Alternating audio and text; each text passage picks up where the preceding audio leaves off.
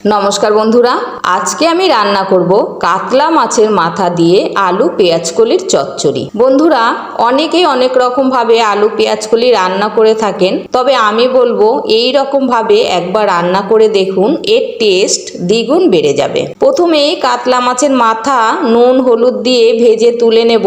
ওই তেলের মধ্যে শুকনো লঙ্কা আর কালো জিরে ফোড়ন দিয়ে একটু নাড়াচাড়া করে দিয়ে দেব পেঁয়াজ কুচি।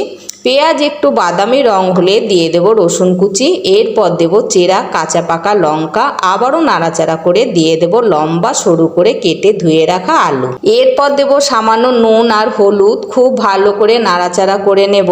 আলু একটু লাল করে ভেজে এরপর দিয়ে দেব টমেটো কুচি, একটু বড় করে টমেটো কেটে নিয়েছি।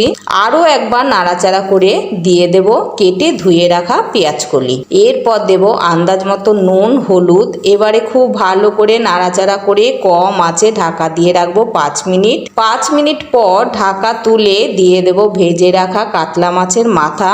এটা আমি হাত দিয়ে একটু ভেঙে নিয়েছি। এবারে ভাঙা কাতলা মাছের মাথা আর আলু পেঁয়াজকলি একসাথে খুব ভালো করে কম আঁচে নাড়াচাড়া করে 2 মিনিটের জন্য ঢাকা দিয়ে রাখবো। 2 মিনিট পর ঢাকা তুলে স্বাদের জন্য চিনি আর ধনেপাতা কুচি দিয়ে আরও একবার নাড়াচাড়া করে নামিয়ে নেব। ধন্যবাদ।